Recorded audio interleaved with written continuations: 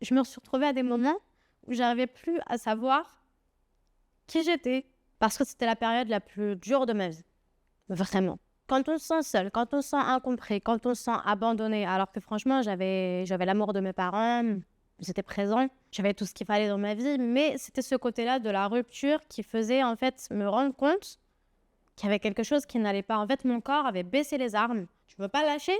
On va te faire comprendre.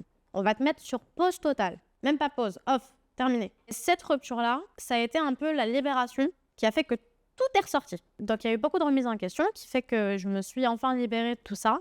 Et progressivement, j'ai réussi à me sortir de cette dépression en 2017 qui a duré 1 an.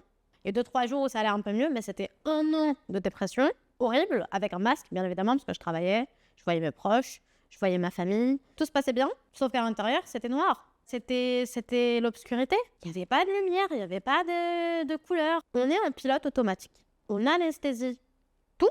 Et une fois qu'on est chez soi, là, on peut lâcher un peu. Je me lavais les mains en 10 minutes. Parce qu'en fait, ouvrir, mettre les mains, mettre le savon, frotter, attendre, sécher, c'était une épreuve. Et vraiment, j'ai eu ce moment-là où je me suis retrouvée dans mon lit.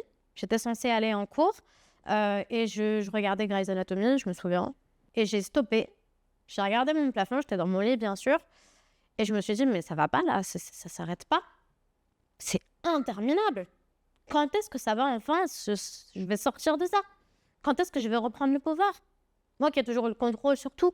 C'était dur.